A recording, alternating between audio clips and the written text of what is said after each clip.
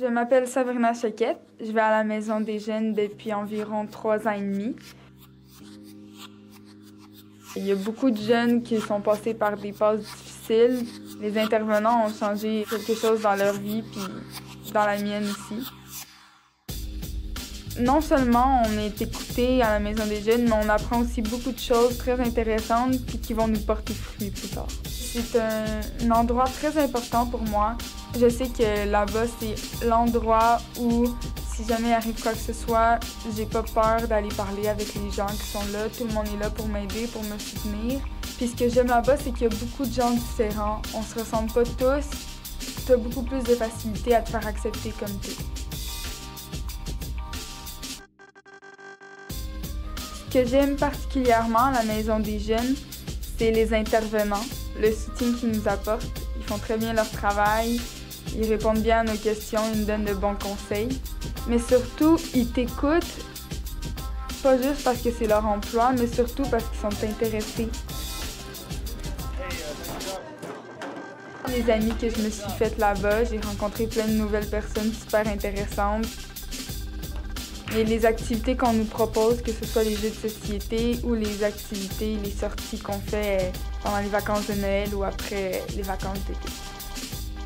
Je fais partie du comité jeunesse à la Maison des jeunes. Je suis présidente. Dans le fond, notre rôle, c'est de représenter les jeunes puis de créer des activités qui peuvent les intéresser.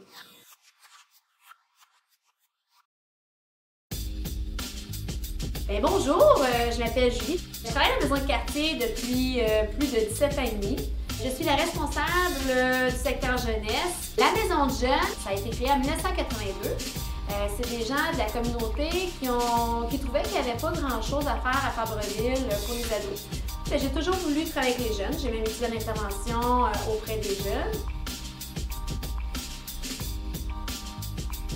Il y a des ateliers de cuisine, il y a des ateliers de créativité, de couture, il y a des tournois de billard, de baby-foot, il y a du karaoké, de la danse. Aussi, ce que j'aime, c'est encadrer le comité jeunesse, permettre aux jeunes de pouvoir reprendre du pouvoir d'agir sur leur vie. Ce que la maison de quartier représente pour moi, c'est plus qu'un travail. Pour moi, c'est un engagement envers les jeunes pour leur permettre d'avoir un endroit où ils peuvent être en sécurité, oui, mais qu'ils peuvent s'amuser et que ça soit pour eux une deuxième maison. Il y a toujours 3 intervenants qui sont présents pour les jeunes, soit pour s'amuser avec eux autres, les écouter ou intervenir aux besoins. Et aussi, on est là pour les aider à s'investir dans des projets et à créer des choses, à se dépasser.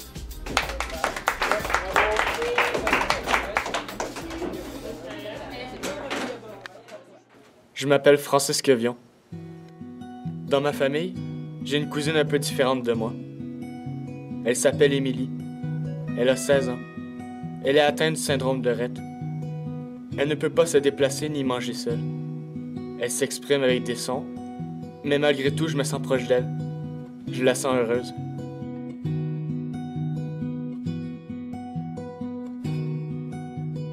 Émilie fréquente une école spéciale qui se nomme Jean Piaget. Le hasard fait que c'est dans ce même édifice que j'y ai fait mon cours primaire.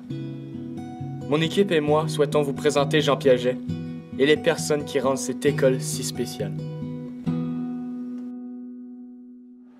Bonjour, mon nom est Danielle Bérubé. Je suis enseignante en adaptation scolaire à l'école Jean Piaget. Nous autres, on travaille avec des programmes et notre but, c'est de développer au maximum l'élève dans toutes les sphères. Que ce soit en communication, on essaie de développer la communication chez l'élève pour qu'il puisse se débrouiller dans la vie. Le mandat aussi de l'école, c'est que la personne qui vient ici, l'élève, puisse un jour intégrer sa vie d'adulte dans la communauté. Alors, les élèves arrivent, vont dans le gymnase où l'accueil se fait.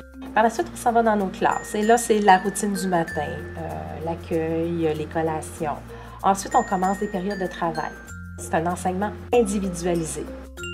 Par la suite, il y a des périodes de spécialistes à travers ça. Ils vont en art et en sport, aussi en musique.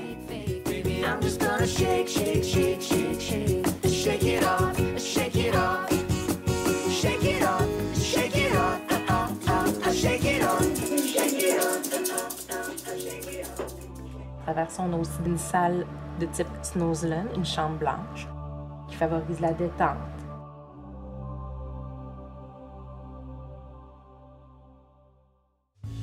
Dans l'après-midi, recommence ses périodes de travail, ça peut être encore des périodes de spécialistes.